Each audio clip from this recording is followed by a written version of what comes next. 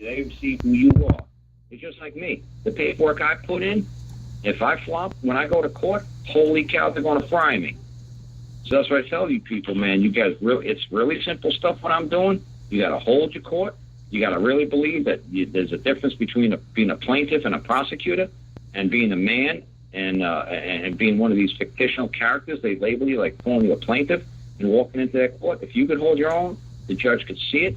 And like I said, Dan said to me, he says, man, it was so much fun going to court last time because he says, now when I see these attorneys going doing a sidebar and talking to the judges and they're speaking to the judges, he says, man, I know exactly what the hell they're saying now. Now I get it. He says, all these other years, it's like, I don't know, he's like 50 years old. He's like, man, I've been going to court my whole life. He says, I never understood what the hell they were saying. He says, now I actually go to court and just like, listen to you, Carl, man. He says, now it makes sense what they're saying. I said, well, there you go. Now you actually have fun going to court. He said, yeah, now going to court's fun. When these people try to do this to me, I drag them right back over here. And that's the whole trick, man. If you know how to hold the court, every time they try to drag you that way, you drag them back. That's what's fun about court. But they don't do it like an arrogant kind of these Freeman Montana stuff or these wimpy little hugs and kisses, hugs and whatever they call these guys. I forgot what these divine providence people call it. Love and peace and understanding. They go into court with something. And it's like, oh Jesus, no, save that for church on Sunday for the old ladies and in the old age homes. You walk into court, you better go Old Testament on these people. They try to drag you here, you drag them right back. They do this, you better drag them right over here. You go, just keep dragging them. Don't give up. Don't be ask for mercy. Don't do it, man.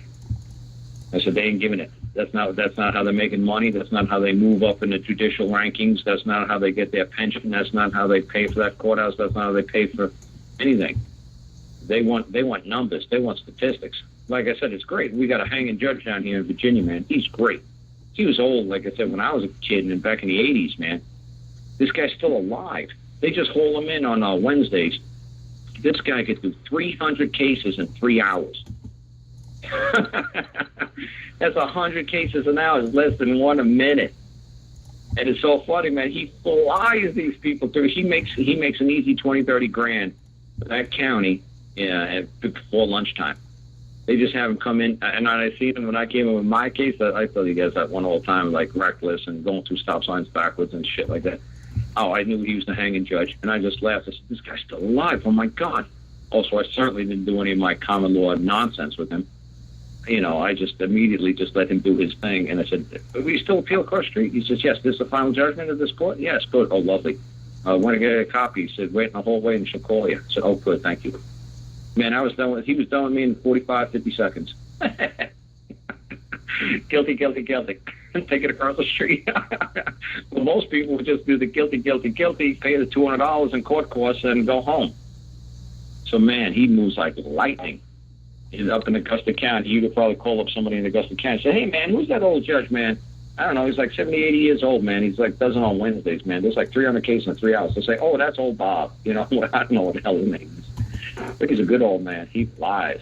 But see, that's what I'm saying. The judges know this. They make money based on their convictions, how much money they generate for the county. And obviously they're going to just wheel this old man in every Wednesday just to do his thing and make a ton of money.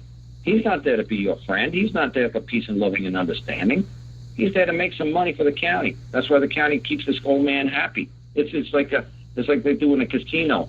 They bring a cooler in. The guy who's got like the table's hot on the dice and everybody's sitting 21 on the blackjack table, so they call the cooler up from room number 13 on the 13th floor. Say, hey, come on down here. We need you to sit at a table to cool this table off. And the guy will come in and cool the table off. And everybody gets bad luck, and then he goes back to his room. That's like what they do with this judge down here, man. They wheel him out. I'm pretty sure it's Wednesdays, man. And you can just ask them. You just ask them to call up Augusta County, Virginia. Say, when's traffic court held? What day of the week? And they'll tell you Monday or Wednesday. And you say, hey, man, is that old judge still there? There's like 300 cases a day, 300 cases like 3 hours. They say, oh, yeah, he's still here. I don't know if he's still alive or not. Last time I went, 2007, he was still alive. But as they're saying, man, that's what the judge is all about. So if you think they're going to want to hear this bullshit from you and tap dance around, you just better bring him over quick. One line. That's why all my notices, one line, boom, boom, boom, 2 sentences, done, boom, boom. These judges have very short attention span, man. You got to just go boom, boom, boom, real quick. A verifiable claim before this court? Yes or no, sir? No. Then you got the law before the court, sir? No, that's a code, sir. That's not the law, sir. Sir, is there a verifiable? Anybody going to verify that complaint? No, it's a complaint, man, sir. That's not a complaint. Sir, we're in the wrong court. Can we get this on the right side of the court? We're on the wrong side of the court. What? I mean, voting common law. Boom, boom, boom. You just got to do it quick. Boom, boom, boom. But I do it all in writing. So I save the hassle from even opening my mouth in court. The prosecutor sees what I'm doing. He don't even want to deal with me. Just like I said with the Carlos guy. Did you hear about that, Larry? Oh, no, I got to get Carlos on this call, man. When you guys talk to each other, let me start going with the Carlos, man. I wrote him a hell of a letter on the 28th, and they were going to auction off his house July 12th. And the tax assessor office said that they're not even going to look into his case for another 2 years until 2015. Yeah, because I wrote a hell of a letter. So, he's Yeah, he owed 7 years in back taxes, and he didn't pay a freaking dime, so they're going to auction his house on July 12th. So he gave me a nice donation, man, but I kept blowing him off because I was doing my thing. I said, no disrespect, sir, but we got until the 20th to write something. So then when the 20th was coming up, I said, look, just call the lady and ask her to fill you out at the end of the month, to the 30th. So then it was so funny. He was getting antsy, man, because this is how he makes his living. He gets like $5,000 a month or something like that for all these properties he's got, whatever. It was like $850,000. He called, I can't lose this. If I lose this, I can't donate to you no more. I don't have an income. He says, you got to help me save the house. He said, I've been trying all these gurus all over the country, and he said, I spent $5,000 on one class, and he says, man, I don't get nowhere. He said, the people don't even write back to me. He said, tax assessor's office doesn't write back to me.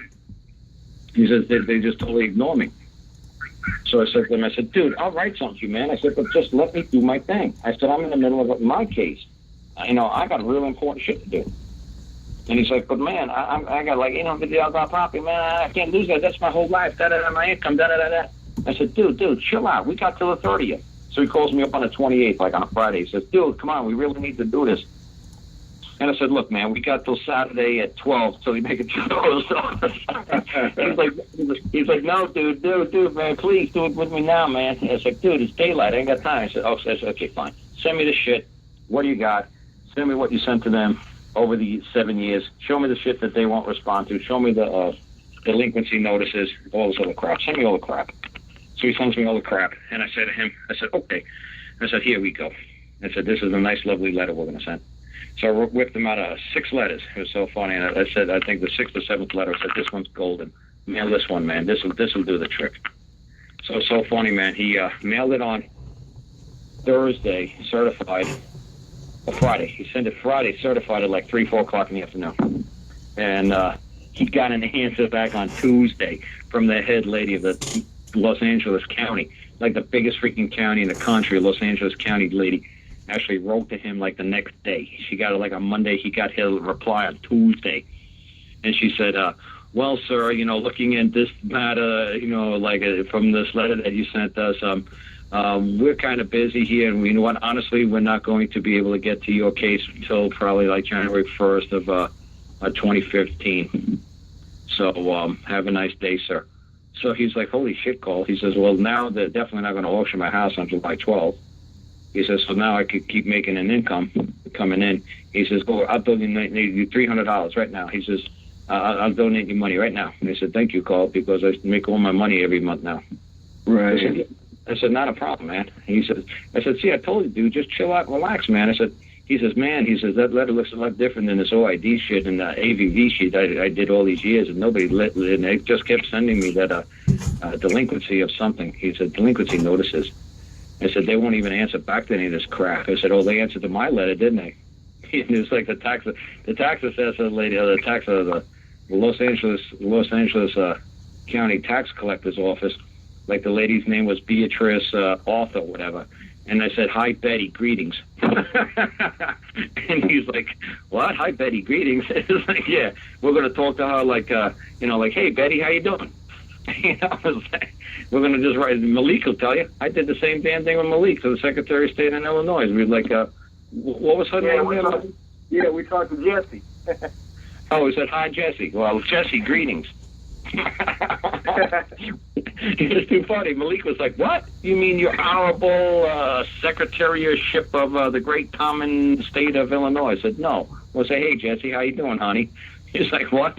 That's like the little. It's like, "Yeah, hey, how you doing?" We're getting her down on a man-to-man level. We're speaking her man-to-man. Right. We're not looking at her as Actually, Jesse White is an actual guy. It's a guy in Illinois. right. We actually speaking to a man, so it's good. Right, so we're trying to talk to the man-to-man. Right, we're trying to get them down on our level or up to our level. We're not showing that they have any kind of superior authority over us. We're showing them that they're just like you or me. And if they try to judge us, no man can judge another man, and everybody in this country knows that. No man may judge another man. It can't be done. So, if this man is telling me that he requires me to do something, oh, well then he's coming from the position of authority or of right, that he has some sort of right over another man. Oh, so somehow I'm your slave. Oh, somehow you're going to read the 13th Amendment that there's no involuntary servitude. So if you require something from me, well then I'm going to demand compensation from you, because I'll be glad to carry out your order, but don't think for 1 second I'm your slave. You see what I'm saying? Oh, I trap him, man. And like I did with the Carlos. Carlos said, and that's what I said. It said January 1st, like 2015, and the lady's probably like, look, I'm going to be reelected or I'm going to retire by 2015. I want my pension. I don't want to deal with this guy. You know, he's like, I'm going to. She probably looked to her secretary. It's like, when is my term of office over? January 1st, 2015. Write that in the letter. We'll get back to you January 1st, 2015. She don't want to deal with him. She's like, oh hell no, I'm not dealing with this letter. So like I said, Carlos was chasing all kinds of rainbow guru kind of people, telling him all kinds of shit, and he said nobody ever answered a effing letter he ever sent out. Nobody.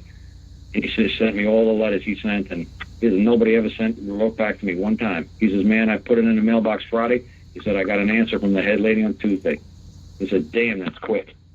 I said, oh yeah, I'm quick. I said, they don't want to mess with you, man. I said, they know, man. They got 3 days. They know the rules. They're not stupid people. You might think they're stupid and they're not paying attention to you. You're just not speaking to them in the language they understand. You speaking to the language they understand. Oh, they'll snap to attention quick. It's like, what did he just write? Just like that claim of Kanye when Stan will tell you, man. He's like, man, I was in the courtroom, man, when that Rainey guy handed it to the fucking prosecutor. He says, man, that prosecutor didn't take his eyes off the paper. He stood up from his prosecuting chair, walked down a freaking hallway looking at the paper the whole time, walked into his office, closed the door, looking at the paper the whole time. He said, the guy would not take his effing eyes off the paper. I said, it was only 22 words. 9 words, 12 words. I was done. 22 words, man. 21 words. Done. And he was like, man, the guy would not take his eyes off those 21 words. I'm telling you, man, when you speak a language that they understand, they don't want to mess with you, man. They're like, man, we're not dealing with this.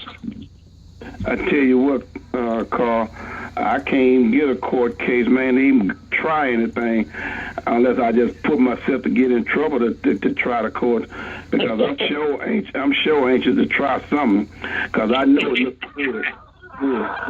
Well, what you could do is you could help others, like I did with that Jessie lady with her kid in Canada.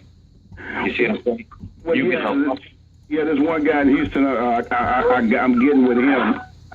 Everything. He's just hard here because he's stuck on that legalese, you know. And I'm trying to let. I told. This is what I told him. I said, what I'm trying to say, Larry, what happens is you pick and choose who you're going to help. Because right. I just got lucky. I could not help her husband because he was into this kumbaya, let's give everybody hugs and kisses. Right. She was like, I'll rip your eyeballs out if you F with my kids. I was like, lady, I could work with you. You know, because she had the spark. It's like, damn those torpedoes, full speed ahead, whatever it takes to get my kids, I will do it. Just tell me what to do, Carl. Gotcha. You got it, lady? Good.